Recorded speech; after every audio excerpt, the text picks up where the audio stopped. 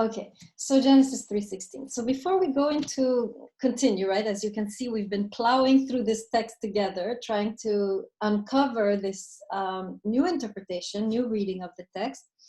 So let's recap briefly some of the milestones that we crossed last time. First things, and make sure you write these down because I'm setting up for what we're going to do today. So first thing we noticed, right, from the beginning, from Genesis 1, is that the creation of the human being, right, is not considered finished, right? It's not tov, good, right, in the sense of, finished, and now it's good, it's finished, it's completed, right? We saw that when man was created, when the human being was created, God suspended his judgment, right? He didn't say, like, for everything else, and God saw that it was good. So there is an unfinished quality to the human being, right? So for those of us who thought that Adam and Eve were created perfect, well, my apologies. So continuing, right, we start to see, as we see the way they react, right, the way that they react at the moment when they are caught by God, right, we start to see some disturbing personality flaws, right? We noticed last time, a lot of you pointed out in your readings that Eve, right, is someone who is very isolated in the garden, right? The text, right, doesn't tell us anything about her. There's no conversation, right, between her or anybody except the serpent, right? So Adam talks, God talks, she doesn't talk, right? So there's an element, you can sense already just watching the character evolve, right, that there's an element of isolation, which is very important for what is about to come now, right? We saw that Adam, right, showed some weakness, right, in his reaction to, right, his character was revealed, right? When God asks him, where are you? He's like, I'm behind Eve, right? She did this, right? So there is an element, right? We were expecting Adam to man up and take responsibility and maybe protect his wife, right? None of that is happening, right? So there's here an element of lack, right, in the man's personality. Are we clear so far? Everybody with me? Put your hand in the screen. Okay, good. And then the last thing we saw, right, was this. We zoomed in on 3:16, which I showed that structurally, right, it echoes 3:15, which is a messianic prophecy, which is a moment of redemption. And therefore, I was suggesting that Genesis 3:16 is also a moment of redemption, right? We saw that in the way, the structure, the way it was written, the way it echoes Genesis 3:15, right? And then we mentioned briefly the traditional interpretations of that text, right? Which are the opposite, right? The traditional interpretations are seeing this moment in Genesis 3:16 as a curse, right? And they have a very vilifying portrait of the woman. In most of these interpretations, they say the woman's, right, they interpret your desire for a husband. This means that she is seducing him in a bad way, right? So this is kind of shedding a negative light on the woman's erotic power, right? Which continues throughout the ages, right? The woman is consistently throughout the traditional interpretations is seen as a dangerous being, right? Her erotic power is supposed to be held under control, under the domination of the man, right? So the woman seduces the man in a bad way, and he must dominate her, right? He must, in a way, rein in her erotic power, rein in her seductive power. Goldstein, you have a question. Go ahead. My question is where in the text we see this idea of the woman seducing the man, because it's actually something that I wrote in my reading assignment this week, that it describes the snake as cunning to let you know that the snake is kind of conniving and seducing the woman into it. But then when it's talking about the woman giving the fruit to the man, all it says is that she gave it to him and he ate it. It doesn't say anything about seducing. Nothing. There is nothing in the text, right? That's my point.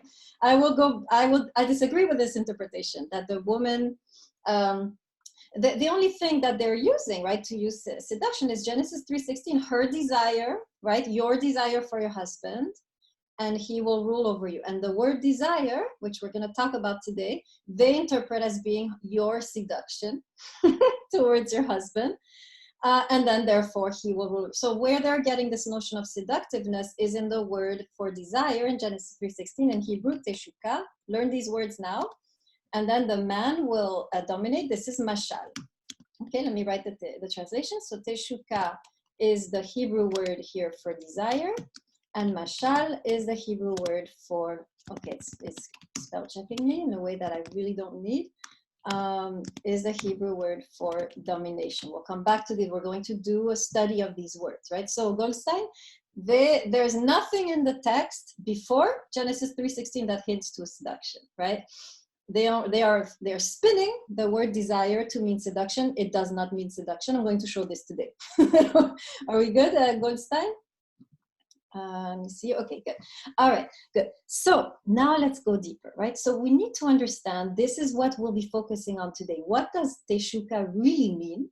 And what does mashal really mean, right? Because the traditional interpretations say teshuka, this is the woman's seductive ability, negative seduction, right? She is the corrupt one, leading the man astray. Teshuka for them is this kind of corrupt, seductive power, right?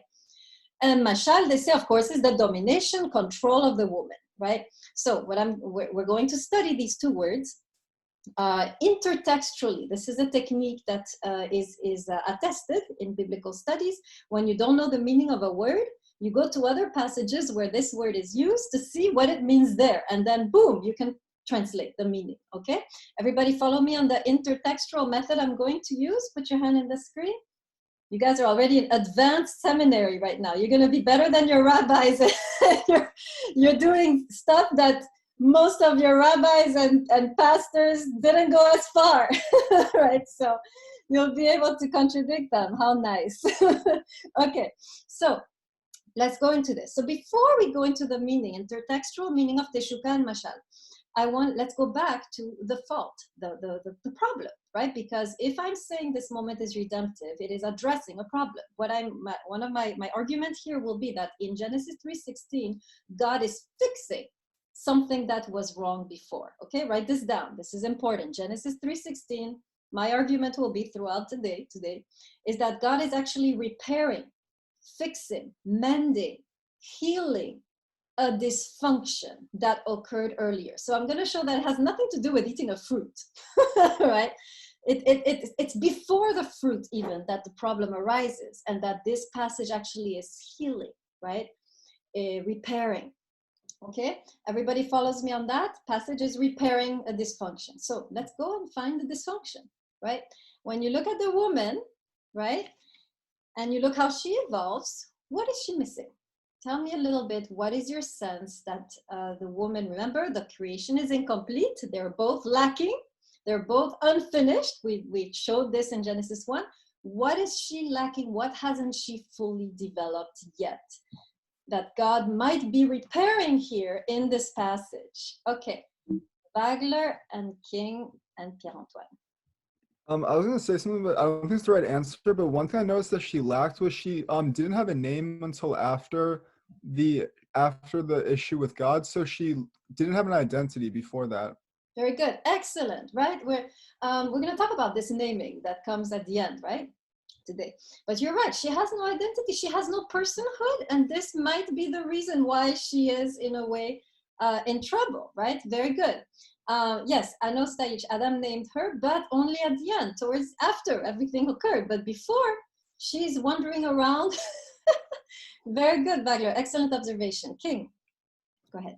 In addition to not having a name, she doesn't have a voice, which also kind of goes hand in hand. She never says anything until she's like responding to God as to like what happens. Okay, very good. No name, no voice. We don't hear her speak, unlike everybody else is speaking, right? Except her. Excellent. And finally, Pierre-Antoine, and then Aline. Yeah, basically what King said, like, Eve didn't have a voice. Like, she didn't even have a conversation till chapter 3. And, like, there's, like, a part of her, like, that has, like, this longing, this wanting to know. In a sense, at least to me, I feel like she has, like, this wanting to know. And I think last class we spoke about how, like, she has, like, this inner richness to her, but, like, she can't really express it because she never spoke. So, yeah. Excellent, right? I want to stay on what you said, the longing to know, right? Her desire is really philosophical, right? She is interested in beauty, in knowledge, in pleasure, right? That's where she's going, right? Whereas what is going on around her, right? Like Adam, for instance, doesn't exist, right? God, kind of in the background, but really her desire, her longing, her intention, right, where she's headed is really towards this tree, the knowledge, the pleasure, and so forth. So very good. We're getting there. Alim, go ahead. So I don't know if this is like correct or not, but when I was doing my reading, I thought it was pretty interesting that like I guess her problem is like loneliness, and then God gives her the ability to have children. So this is like, oh, if she has children, she won't be lonely anymore, and like she'll be able to share, I guess, her inner richness with her like seed. Okay, I like that. Write this down because this is one of the key elements. Eve is lonely. There's a solitude, right? She is in a way closed in. And in a way, at the moment of the so-called curse, she's burst open, right? The children, right, with whom she can relate. We're going to see that she's burst open in a different level too, but absolutely, right? I think I would summarize, I think Alim is really onto this, right? The woman is closed up, she's enclosed, right? There is no opening to the outside world. It's all inner for her, right? Knowledge, wisdom, it's all kind of inner, but she's yet still closed off, right, to her surroundings. And in a way, when you see the birth of the children, the opening of the woman in childbirth, as painful as it is, right? And we're going to see also her opening towards the man. We're going to talk about that, right? Very good. Thank you, Ali. Let's see, a couple more. Let's have Ram. I guess I'll have three more. Ram, Kestenbaum, and Staich. I was just wondering, is it possible that maybe whoever wrote the Bible, they never give even a voice? I don't know. I'm just speculating right now. Yeah, you're right. The Eve is not given a voice, and we're asking why. Why does the narrator of this scene, right? What does it mean? What is the narrator trying to say when he makes Eve so silent, right? That's what we're investigating, right? Okay. So you're right. There's no voice. She's not speaking. She's not given a voice. Why, right? What is the narrator trying to tell us through this, right? And I'm not taking the patriarchal stance that the narrator has no clue about what women need to say, right? No, remember, these texts are pre-patriarchal, right? So I'm not going to go that route, Ram. Okay. But nice try. Okay, very good. Kestenbaum.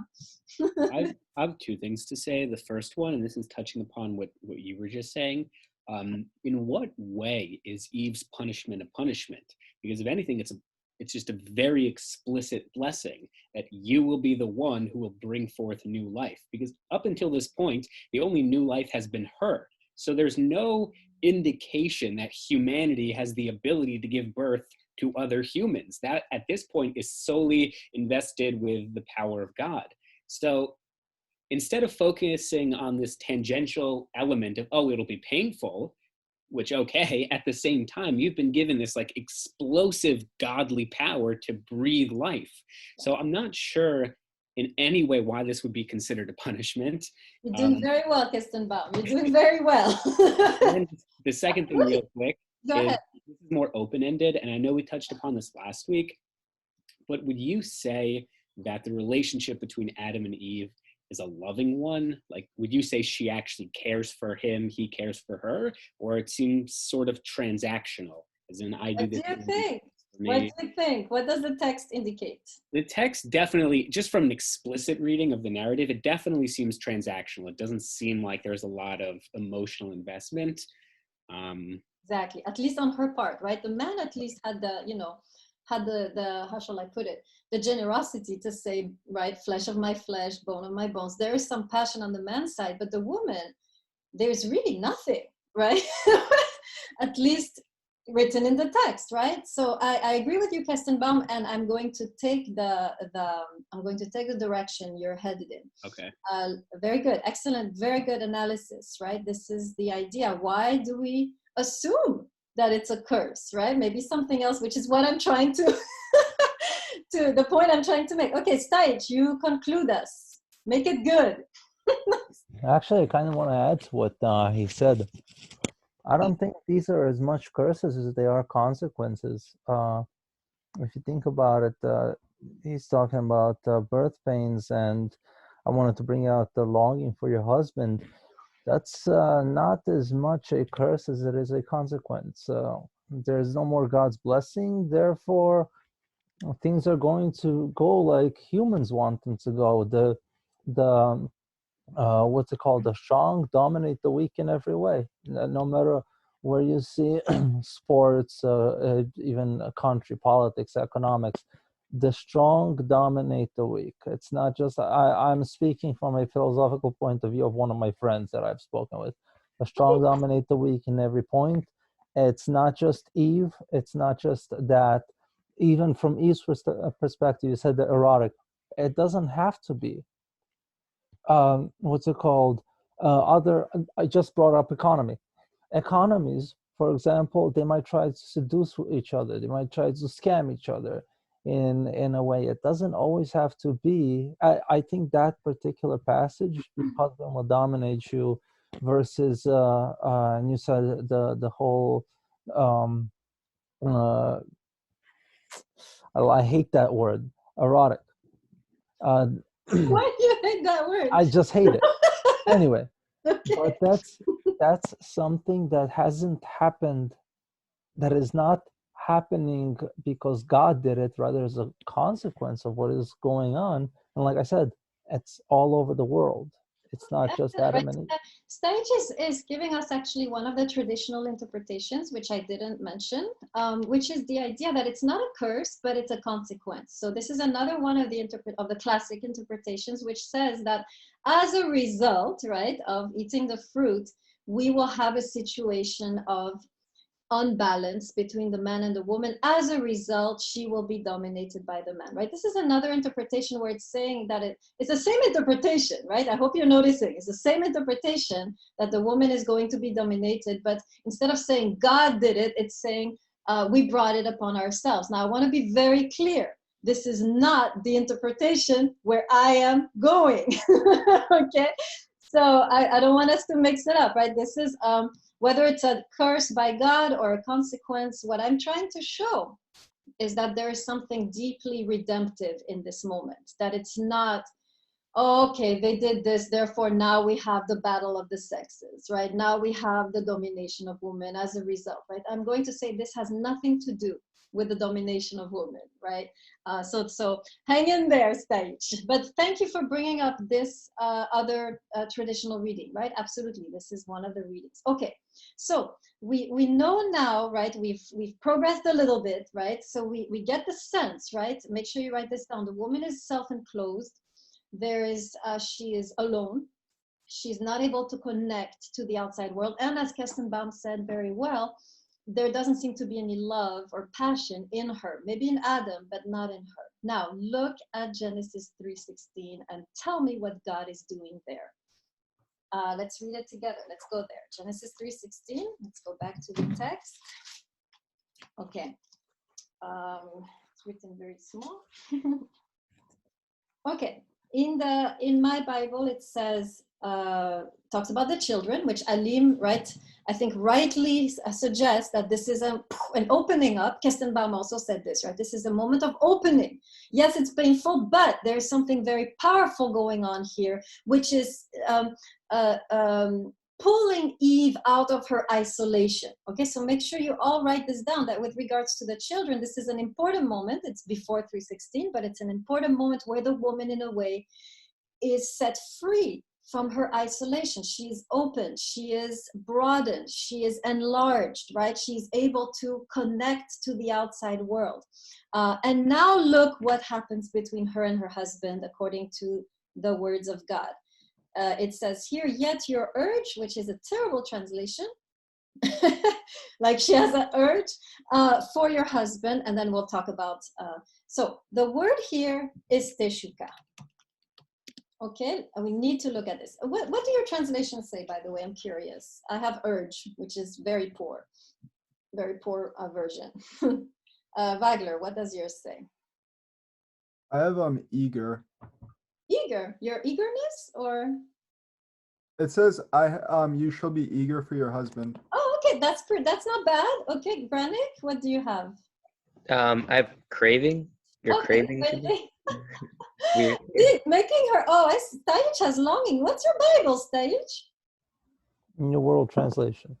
New what? New World Translation. New World Translation. What is this? Who did this? I like this one. Pierre-Antoine, what's your translation? I just have desire. It says your desire shall. Yeah. That's very good.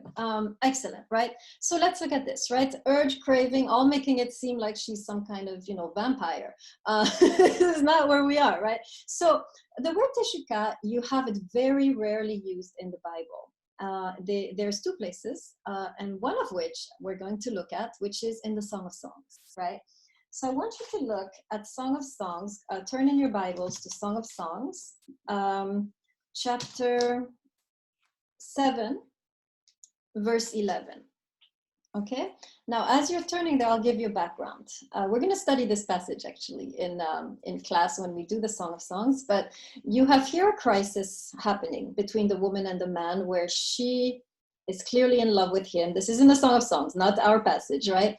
And he's kind of off, out of focus, right? He is kind of looking at other prospects and so forth. And this occurs several times where she's saying, my beloved is mine and I'm his, and so forth. And he is kind of off in other conquests, right? The third time, however, there's a shift in the man. And it says here, using the same word, so she's saying, my beloved is mine and I am his. And then it says, and his desire, his teshuka, is for me. Meaning that finally he has come into a powerful, loving focus towards me. He's not looking around anymore. He's not prospecting anymore. He has come into focus, and now his intention, his loving intention, is for me and only me. So we have here, if we connect the two, what we have here in our text is powerful, loving intention. Okay, that's the translation of teshuka. Let me write it down. Teshuka, based on the intertextual, right, seems to mean a powerful, loving intention. Okay, any questions? Goldstein, you already have a question. Go ahead. Not a question, just a comment. In my Bible, in Song of Songs, it translates teshuka so as longs, but then originally in Genesis, it had translated it as craving. Okay, interesting. So the man longs, but the woman craves. Excellent. I like your subtle observation. Very good. Yes, absolutely. Right. So now, what is God doing here? And by giving her, right, he's saying your powerful, loving intention will be for your husband. What is he healing? What is he mending by putting this powerful, loving intention in her heart? What is he doing that is repairing what was before? Pierre-Antoine. Yeah, I think that he's God's repairing that whole issue of that her not having love for Adam. It's not really clear on the status of their relationship, but I guess because in the beginning of chapter 3, when you think about how they were distant from each other, clearly they're not that close. They're not always spending time with each other, one can assume. So clearly she doesn't have that want to be around him. So that's what God's trying to repair, them being a team and actually having a relationship, kind of how him and Adam had a relationship. I think that's what he's trying to repair. Okay, beautiful, right? This is where I'm going with this, right? I agree with Pierre-Antoine that it seems that God is placing in the woman the love that hadn't yet awakened, right? Maybe it was always there, right? But it hadn't yet been awakened. It's as though God is saying, open up, right? Your children, open up. Your husband, right? This is how I would be reading this passage, right? Now I'm aware I'm the only one reading it like this, but I do feel like there is textual and textual basis, right, for what we are coming to realize, right? What if Genesis 3:16 is about the woman awakening to love, right? What if? I'm just putting a question mark because there are many interpretations, right? This is just one of them, but this is the one that I want to argue for in front of you today. So we're talking about, Wagler, we're just doing intertextual connection, right? For the word teshuka, which is found here and in Song of Songs. And we're looking how it's used in Song of Songs to explain how it's used in Genesis 3:16. Make sense, Wagler? Okay, great. Okay, now, so if that is the case, no stage, you're not allowed. Only the professor is allowed. Touché. Okay, great. So now, look at this. If it is indeed the case that the woman is now turning to the man with love, I am asking, why would the man need to dominate her, right? If mashal means dominate, it seems it doesn't feel fitting, right? I get it. If she is seductive in a bad way, leading to his downfall, then he has to dominate her. But here in the passage, we have just established that teshuka doesn't mean seduction, but means powerful, loving intention. Why would the man need to dominate her? Are you seeing what I'm saying? Put your hand on the screen if you're following, right? I'm moving away from the interpretation of mashal as domination or control of the woman, because why would you need to control a being who is powerfully turned to you in a powerful, loving intention, right? So that's that. So it has to mean something else, right? Everybody with me? Put your hand in the screen. Right? This is you're really like you're following my brain and the questions I had as I'm reading the text, right? It has to mean something else. What does it mean? We will do again an intertextual study, but before, let's go back to the man. What's missing? Can anyone tell me what's missing in the man? What needs to be repaired? What does he need? What is he lacking? Let's hear you a little bit on this. Okay, Stage, what's the man missing? I'd say, I'd say in that particular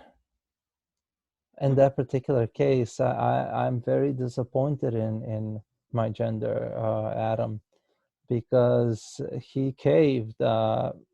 He said, he literally blamed God. He said, "You gave me the woman, so it's like it's your fault. It's not mine. You know, you did what." It's like don't even point this finger at me. You're the one who gave me the woman. That is very cheesy. I mean, sleazy. That is very no backbone.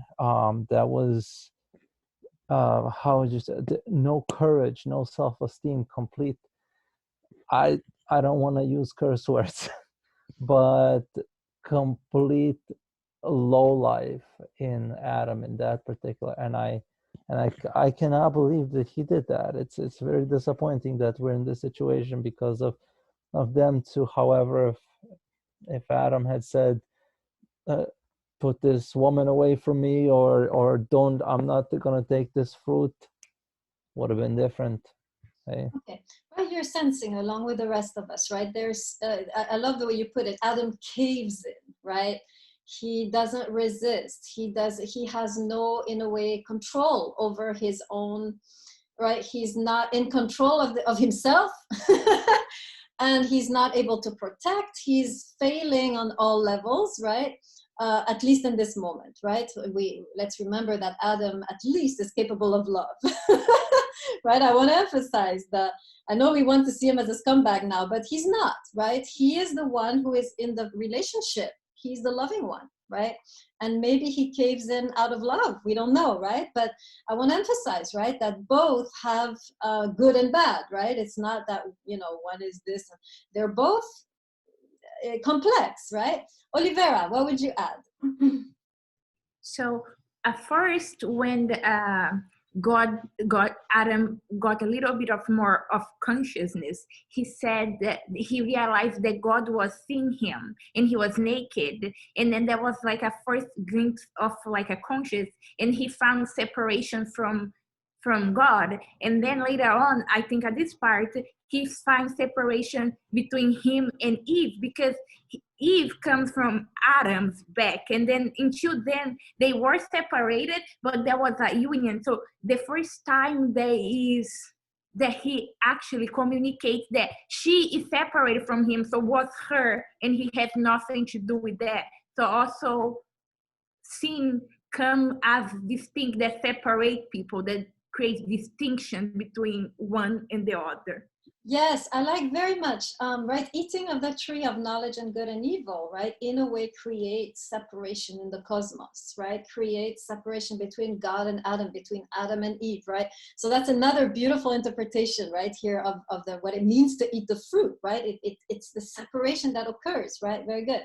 Look at, by the way, remember Adam, his main responsibility. What was Adam's main responsibility? I mean, we see that here he's acting like a coward, but how did he fail at the main responsibility he was given by God? Anyone remember? What was the task he was given? Pierre-Antoine. He was meant to like protect and like take care of like all the creations in Eden, if I believe correctly. So like he wasn't even like guarding Eve, like the person that God created him Okay, for. very good, right? I mean, Sorry, go ahead.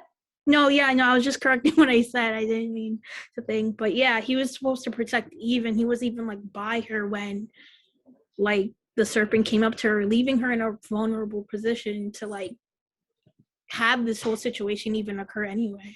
Okay, excellent, right? His main job was to guard and protect the garden and everything in it, including Eve, right? And somehow, right, he fails at this huge responsibility, right? In a way, Adam is given, and God emphasizes this responsibility when he says, cursed is the ground because of you, right? Basically blaming Adam for the whole destruction of the cosmos, right? It's interesting that Eve is not the one who is blamed for the destruction of the cosmos. Adam is, right? As though he was the one responsible for the cosmos, right? And then he ate the fruit and poof, right? Not only did he not protect his beloved, but he did not protect the whole cosmos, right? Now, this is very important. Make sure you write this down, this notion that his responsibility was cosmic, right? It's slightly different, right? And that in a way, when he ate the fruit, the whole cosmos falls into disarray, right? This will help you understand what is meant by mashal. Okay, let's look now, do the intertextual to understand what is mashal. And it's so interesting. The first place we talk about mashal is in Genesis 1. So now we're going to look, what does it mean in Genesis 1? So we can understand what it means in Genesis 3. So go with me to Genesis 1. Okay, we're doing detective work. Genesis 1, and let's see, where is it? It's the creation of the lights. Verse 16 to 18. I'm going to read. Are you all there? Genesis 1, verse 16. Put your hand in the screen. Okay, very good. I'm going to read. And I'm going to point out where the word mashal comes up, right? So he says, God made the two great lights, the greater light to dominate, here the word mashal, right here. The day, and the lesser light to mashal, the night, right? And the stars. And God set them in the expanse of the sky to shine upon the earth to mashal, dominate the day and the night, and to separate the light from the darkness. Now, listen to this text. You have the sun, who is mashaling over the day, and the moon, who is mashaling over the night, right? And then the text concludes that all of the lights, right, they are there to, let's see, there's three versions. God set them to dominate the day and the night, right? They mashal the day or they mashal the night. Okay. Now, when you read mashal in this context, what does it mean? They say dominate, but it's a poor translation. The sun doesn't dominate the day, right? What does it mean here? And especially, this is my question, what is the scope of mashal, right? Is mashal really something that you can apply to a person, right? Let's see if you find some of this. Okay, I had Granik had his hand up, and then Pierre-Antoine. Oh yeah, I had my hand up for something else, but I guess I would say that the sun, saying the sun dominates in the day. I think it doesn't sound like how we normally think of dominate, like in the political sense or like even a sexual sense. It seems like more of kind of just like like providing warmth and sustenance, and like sort of allowing the world to operate in the way that it operates in. So yeah, I guess it's just dominate just means like it's a very constant feature of the day, and the sun is and the moon is a very constant feature of the night. Okay, I like that, right? So make sure you write this down. That we have a very different understanding of mashal in that text than we thought, right? Mashal, I'll say it again, right? To provide sustenance and warmth, right? Mashal, to allow the world to operate, right? So the sun is what allows everything to grow. The sun and the moon is what, allows life to, kind of be at their fullest, right? It's not oppression. There's no sense here of oppression like we thought. And when we were reading 3:16, on the contrary, sorry, it's the sense of allowing, making possible, right? Pierre-Antoine, would you like to add? I agree with Granit. Like, honestly, I feel like in terms of governing, like, I kind of think of it like a king, because you know how, like, God's always referred to as king in any way. So, like, when a king has, like, this whole entire, like, country to rule, like, sometimes there's, like, these provinces or, like, towns or whatever that need to be governed because he cannot simply, like, control all of it anyway. So it's, like, Adam isn't, in a sense, like, kind of responsible for, like, the garden. Even that was his responsibility, and like he's supposed to watch and make sure everything runs smoothly, not in a sense of like to control, like Granit said, like in a dominant way, like it's overly controlling, but to just regulate everything that is happening within the garden. But the fact that he didn't do that was kind of like his mistake. At least that's what I think. Okay, good. You're already bringing mashal into our text, right? Absolutely, right? We have a sense here of governing, which is not micromanaging, right? And it's not oppressive. It's a governance which allows. I am so struck here. I taught this text in Korea, South Korea, and we were reading the Tao Te Ching in parallel with the biblical text. And you have powerful definition of the king in the Tao Te Ching as the one who, I would really suggest you read it. I'm gonna write it in the chat here, Tao Te Ching. It's a text really on how to rule. It was supposed to be read by the emperor, right? And most of the advice given to the emperor is to rule by allowing, without intervention, to make a space for people or things to naturally become. I'm saying this because I really believe this is what we're talking about here, right? And this is rejoining what Brannick was saying. Let me say it again, right? In the Tao Te Ching written by Lao Tzu, thank you, Ahmad, right? We have this idea that the emperor rules by allowing, by creating a space possible for things to spontaneously become what they were meant to be, like a garden, right? You have a garden and you're not going to be, chaining up all the plants or pulling them, right? You're going to nurture them in a way that they spontaneously, naturally arise in their true nature. You're not going to dictate to them how they should be, what color, how tall, right? You allow them to emerge in their own way, but as the gardener, you are nurturing them so that they can emerge. Like the sun, right? The sun is not intervening. Sun is creating the conditions of possibility for growth, right? Tao Te Ching says something similar. Mashal, right? I would want to suggest is a way of governing in this way, right? In other words, what God is giving back to the man is the kingdom that he lost, right? By eating the fruit, he casts the whole world in disarray. He has failed in his governance. He has failed to protect the cosmos, right? What I'm trying to say is that mashal has a cosmic scope, right? Let me write this down. It is not over a single individual. You don't mashal over one person. You mashal over a kingdom. Are you following me here? Because this is really important. Every single time the word mashal is used in the Bible, it's over a cosmic space. It's not over one single individual or even one gender, right? It has a cosmic proportion. And the sense of mashal, in the sense of that, like the sun or the moon, or mashaling, right? The sense of mashal is exactly what Granit was saying, to govern in a way as to allow all things to be, right? As to allow for the blossoming of life. That's mashal, right? Now that we know mashal, are you all clear on the definition of mashal? Put your hand in the screen. Okay, now go back to 3:16. What is God doing here with Adam? What is he giving him that he had lost? Let's hear a little bit. Pierre-Antoine was already going there, but what was he doing? Kestenbaum and then Stage.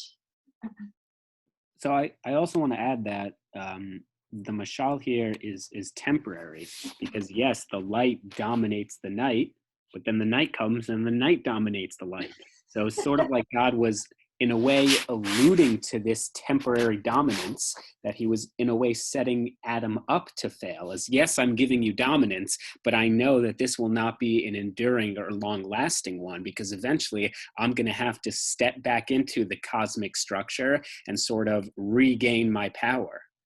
Okay, yeah, I like that, the way you're saying that it's a temporary, so that the sun and then has to make room for the moon, which has to make room for the sun, as though this is also an example of leadership, right? How capable are we to step down when our reign is over, right? And mashal might imply, right, the ability to become very, poetic about it, right? As you're saying, might imply the ability to allow for another reign, right, after my reign, right? Excellent, good, I like that. Let's see, Stage.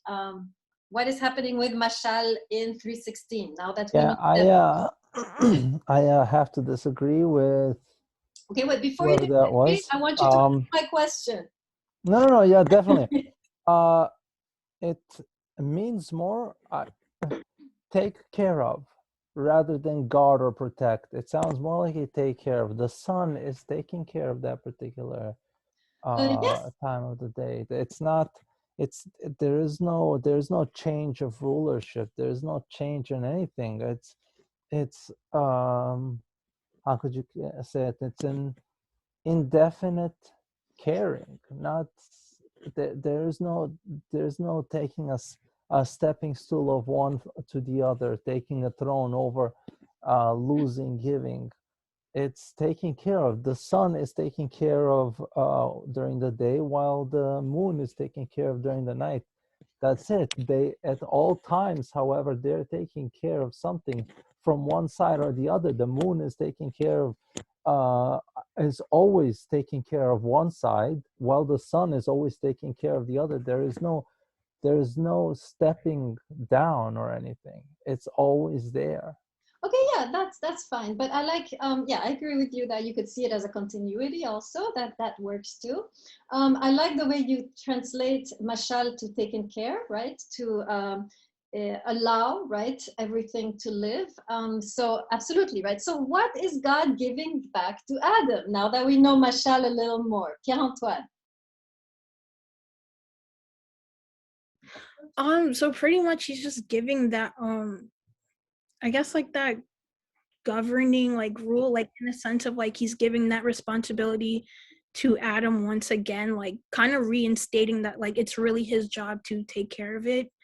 And I mean, I'm sorry if I'm going a little off topic, but like I kind of agree with Stage and Glennick said. Like I like their interpretations, but like in a relationship, I feel like you both like there's a time for everything. Like there's a time to protect, there's a time to care in a sense, and like I kind of think of like the sun and the moon, since Genesis 1:16 speaks on it.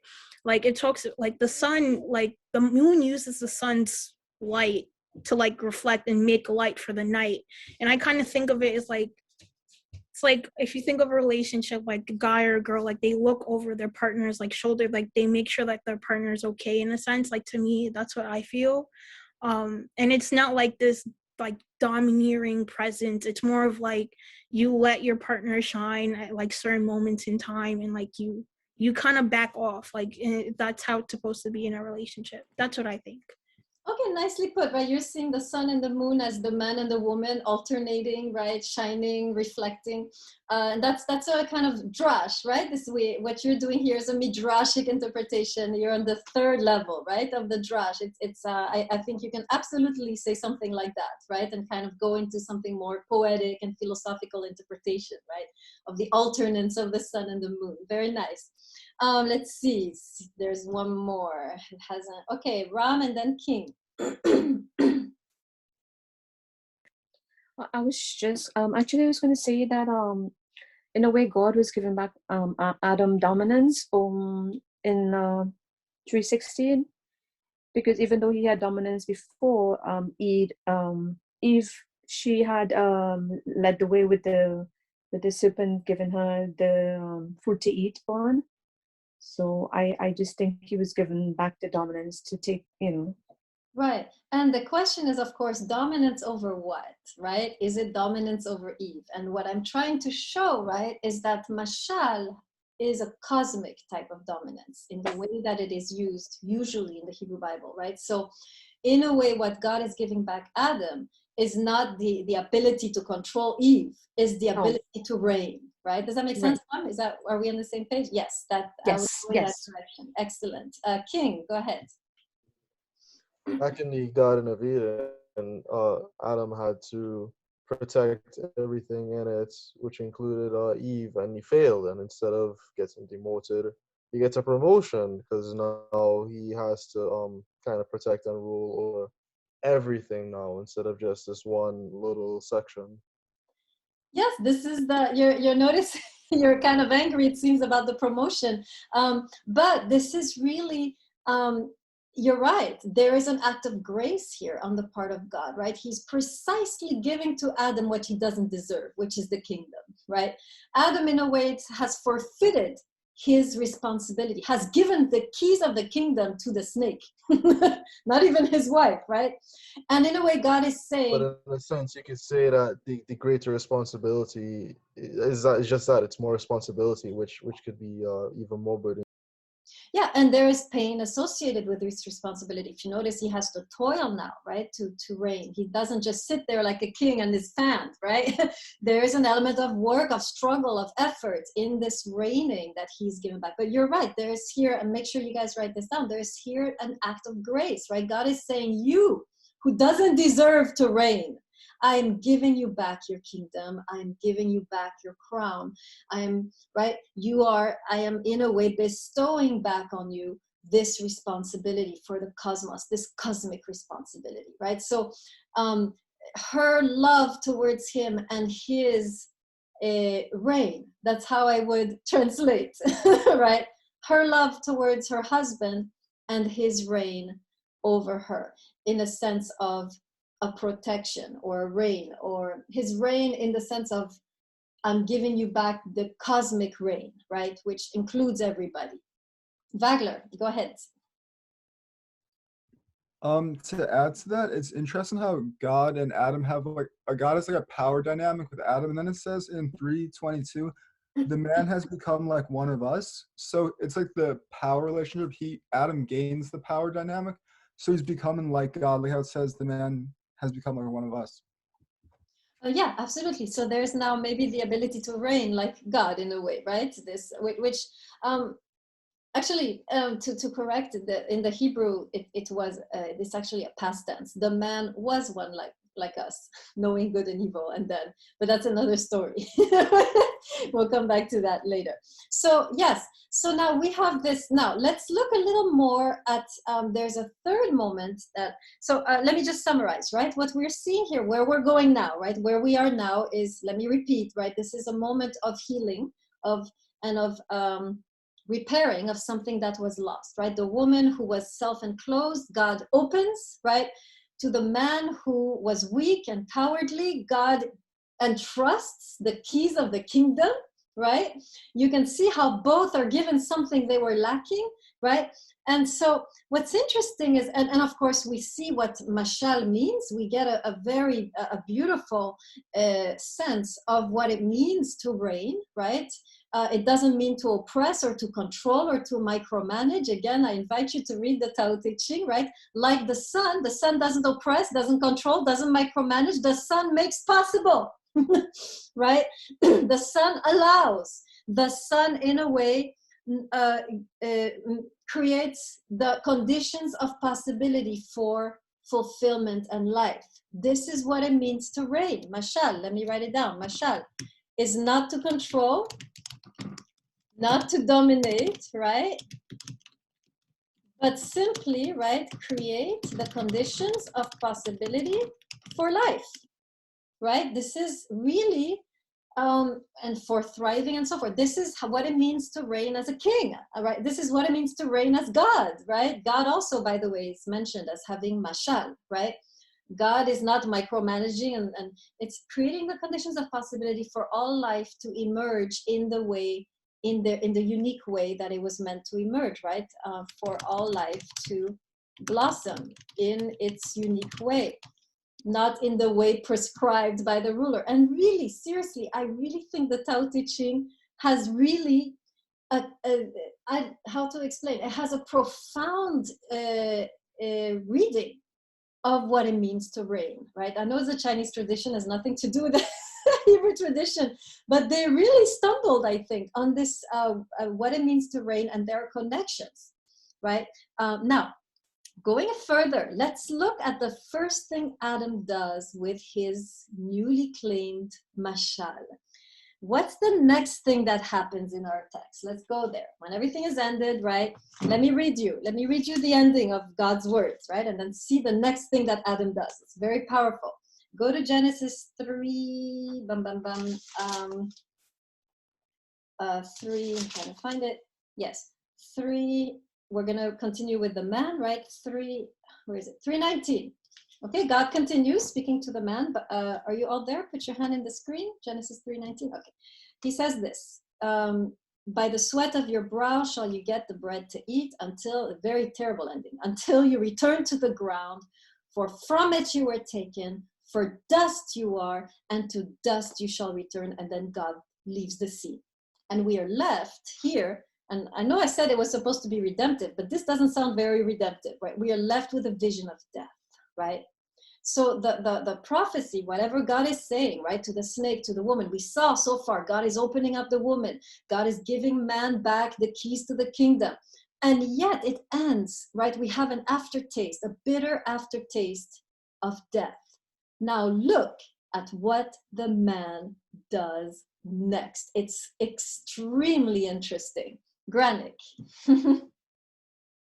Oh, I just had a question, but yeah, I guess yeah, I guess what he does is he names Eve. And what does he name her? The mother of all, what is it? Yeah. Yeah, the mother of all the living. Okay, what is he doing? God just said you're going to die.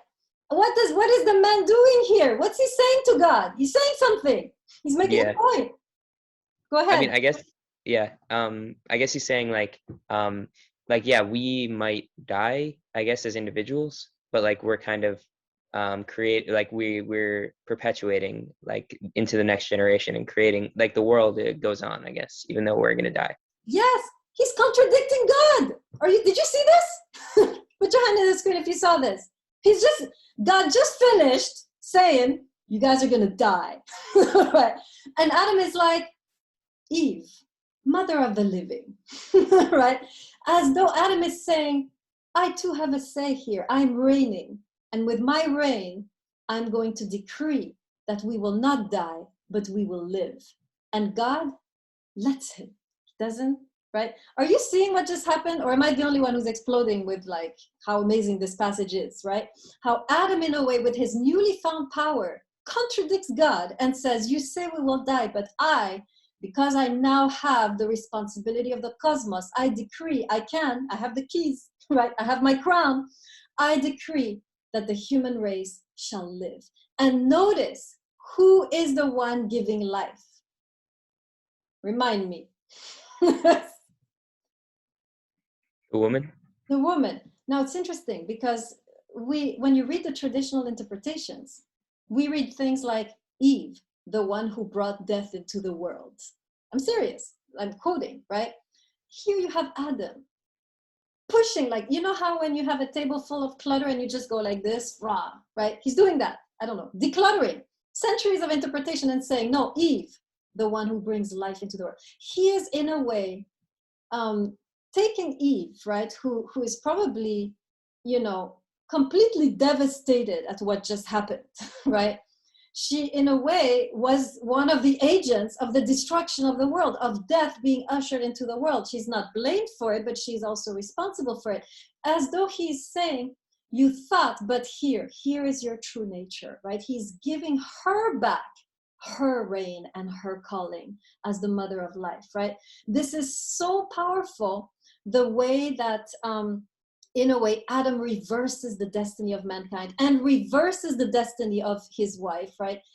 This is what it means to mashal, right? Mashal, create the conditions of possibility for life. And that's the first thing Adam does with his mashal, is to create the conditions of possibility, right? To in a way, to overcome the decree of death with the decree of life, right? Okay, said what I had to say. Let's hear a few of your questions. Let's have, I know stage is exploding, but let me hear first Alim, who I haven't heard for a while, and Wagler. Go ahead. So I just had a comment on this. So I found it pretty interesting that at first this Adam consists of both man and woman, and then it becomes separate. Like this first like entity that is both the man and woman is created in the image of God, and then it separates into the man and the woman. So now Adam has the power of ruling and Eve has the power of creating life. So in a sense, when they come back together, they have a power that is like God in that sense. So when they come together, they become back to this image of God, like this original Adam. I like that. I want everyone to write this down, right? They're both given, by the way, God gives Adam the power to reign. He gives Eve the power to love. And I want to stop on that before I go to Alim briefly. There's a power in love, which we're going to show how a woman's power resides in her love, right? In her ability to love. And as we enter the section on the Hebrew goddesses, right? The way I call them, right? Ruth, Esther, the Song of Songs, we're going to see the transformational, the powerful transformations that can occur when a woman knows how to love, right? So that she is given love, it's not just that she's, Cupid now, or that she's like, oh, I'm Venus, and I'm this sexy goddess, right? No, this is not what is going on, right? She's not given sexiness, although it's part of it, right? She's given the power to love. There is a powerful transformative force lodged in the woman at that moment, if she knows how to use it, right? And we're going to investigate. This is why this text on Eve, Adam and Eve, is the perfect backdrop for the three goddesses we're going to study, where we will see how they use the power of love in order to effectuate transformation, right? So Eve is not given a small thing by being given the Teshuvah, right? Teshuvah is power. And Adam, of course, is given this powerful ability to reign again, right? And I love what Alim is saying. When they come together, they they really fulfill the image of God, the power to give life, put together with the power to reign. It's the full image of the creator, right? The master of the universe, who creates and who reigns, right? So very nice, Alim. I enjoyed that. Let's see. Granik, sorry, was there? Yeah, Granik and then Stage. I thought there was someone else. I just had a not a general question, but like a question on this thing. I guess I was just wondering what we mean when we say that that man sort of is ruling and caring for the cosmos as a whole. I was just kind of wondering how that manifests itself. Yeah, so we will see when we study especially Esther and also Ruth, we will see how the woman's love has a transformative effect on the way that the man moves in society, right? And you will see more and more clearly as we go into these texts, we will understand what is Teshuvah and what is Mashal, right? We will see how, for example, the king in Esther, in the story of Esther, shifts. The way he rules shifts, right? Why? Through the influence of this woman. And Boaz in Ruth, right, he is also shifting, right, in the way that he conducts his affairs, right? So, but for now, we know already, I think you said it so well, right? We have the example of the sun, right? This is already giving us a hint, but concretely, I know you want some concrete example. I think when we study Esther, when we study Ruth, and even the Song of Songs, you will see how the man, in a way, reacts or allows himself to be inspired by the woman, and the way that he operates, manages, shifts, right? And especially Esther, I think you will see very clearly, and we'll give some examples. But I think you can already imagine what I'm talking about since you know the text. Very good. Let's see, Stajich, at last. Well, I'll be honest right here and say that I forgot half of what I'm going to say, but I will go with what I remember. You mentioning about a woman giving life, getting back what she was saying. Well, if you go to chapter 4, I understand that this is not in this context. This contradicts what we're talking about right now, because the woman says, "I have been given." God has Yahweh, the male child with the help of Yahweh. So it's that's one thing right there. The woman is not the one who is deciding and giving the child the birth to a child herself. Second, another reason why that's like that is not because what's it called, they've been given back what they deserve.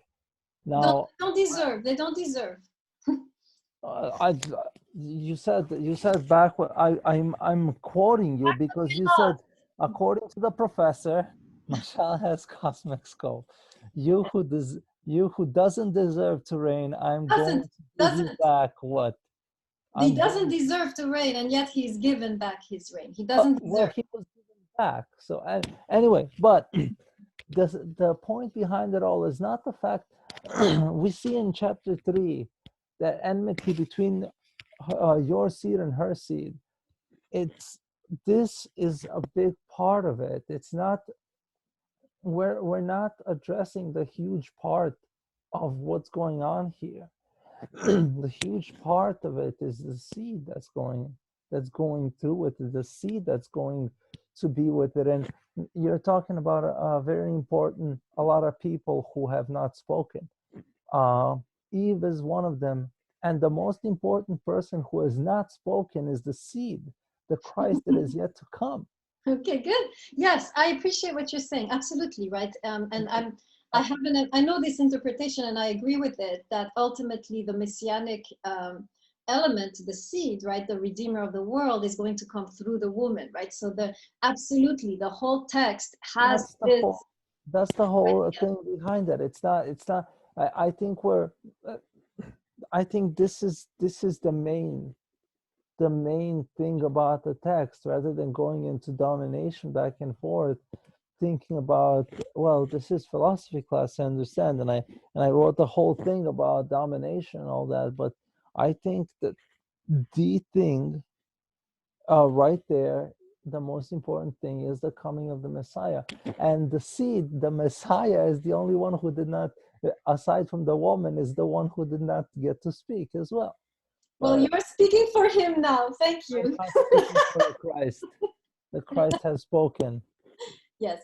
No, I agree with you that, and I didn't touch on it because this is something that people do in theology. The whole idea of the Messiah, the seed, and so forth is obviously everywhere in this text. However, I want to add something. Yes, there is this powerful messianic prophecy in 3:16. But what I would like to suggest, and this is a new idea, is that 3:16 is also a type of messianic prophecy, but a different way of bringing the cosmos back into order, right? On the one hand, you have this Messiah who is supposed to bring the cosmos into order, right?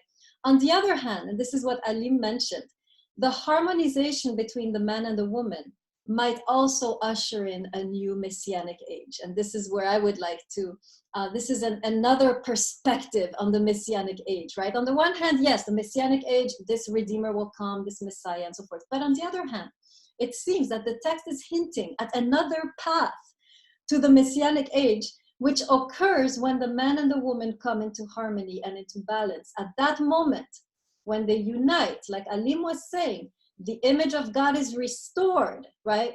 And you have automatically the messianic age, right? So I would suggest that this could be one way of understanding it, which does not exclude the Genesis 3:15, right, which is fundamental, even though we didn't spend too much time on it. I understand. I mean, this is, after all, this is philosophy class. Yes, I can't be talking about I right? have to, to an extent, I need to cave to, I have to. You do need to cave to. I have no Like Adam choice. cave to Eve. My professor saying I have to. Very nice page. Yes. In this class, I didn't emphasize Genesis 3:15 because it's a religious debate. And I want to look at more of the gender connections, right? Between, I want to look at what the text has to say about gender. So I'm suggesting an alternative messianic age where you have this harmonization of the male and female. Pierre-Antoine, go ahead. Thank you, Stage, for your patience and understanding.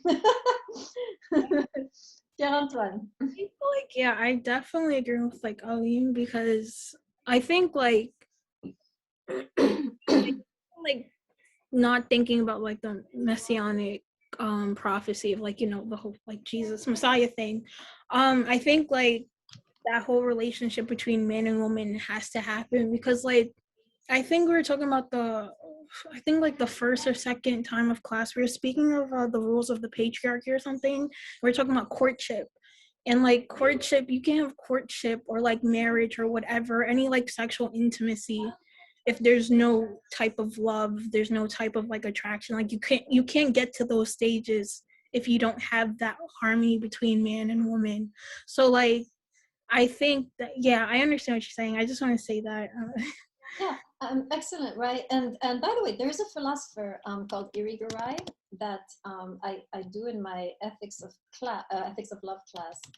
She says something like this, right? In her book, Sharing the World, right? If you guys want to look into it, you have she has a perspective that genuine civilization will come about only when there is equal representation of men and women in all facets of life, right? So she's a feminist, right? And she's saying this is what will bring true civilization, is when we offset the imbalance between the genders, right? The moment we recreate the balance between the male and the female in all aspects of life, whether it's the public sphere or the private sphere, the family, the home, medicine, politics, theology, the church, the synagogue, the mosque, right? When the woman and the man will be equally present, right?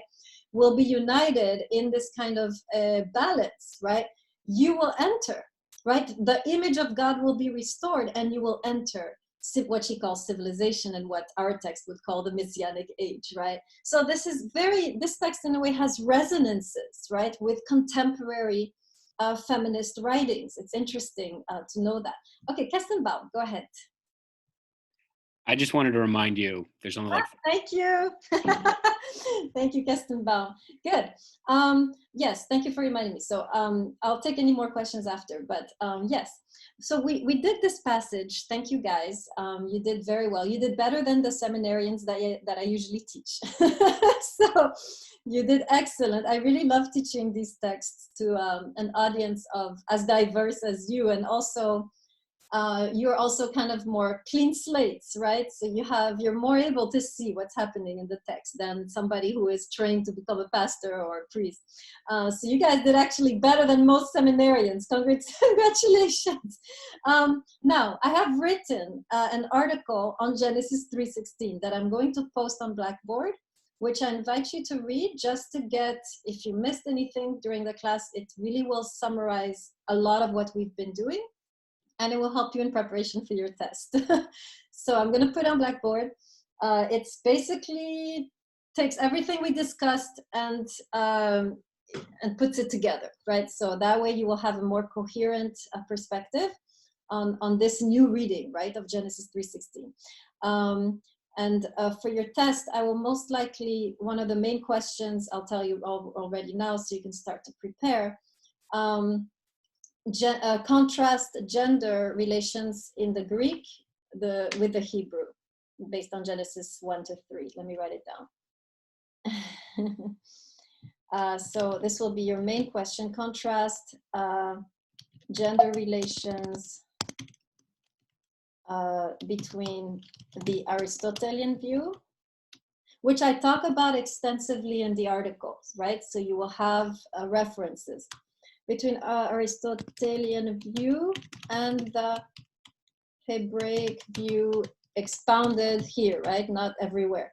In Genesis 1 to 3. So 1, 2, and 3, right? So you will, that question means that you know Aristotle, which you will once you read the article, because I have the whole first section dedicated to Aristotle.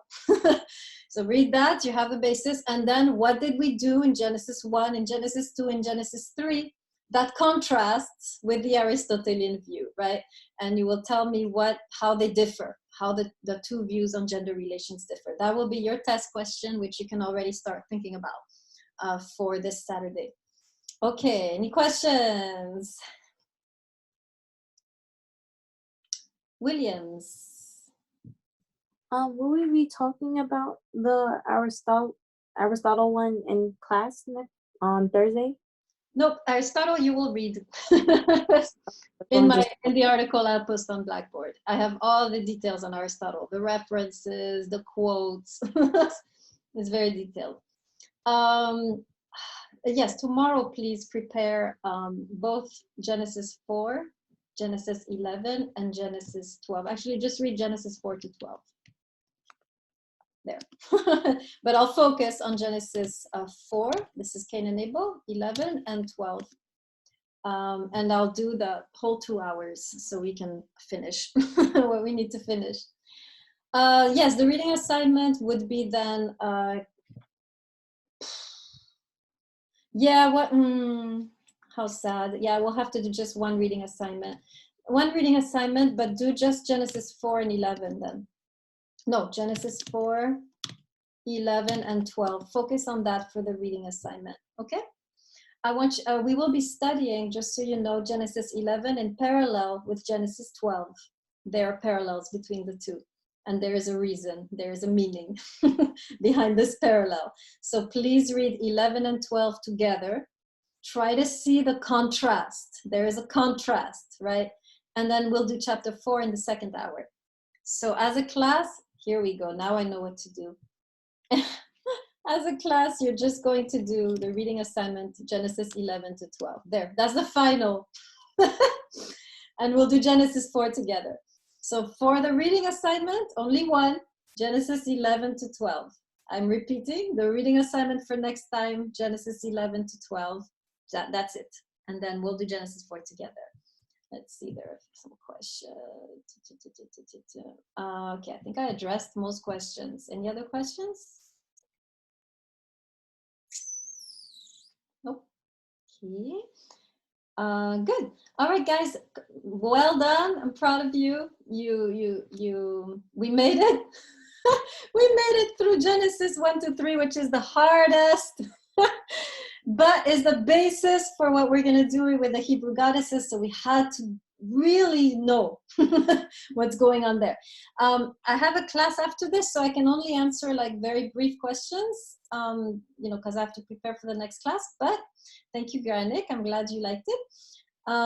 But the rest of you can go, or whoever needs to stay can stay with some brief questions. Thank you, Professor. Thank you. Thank you. Bye, guys. See you. Pierre-Antoine? Professor, I just want to make sure I have this right. So we're doing the reading assignment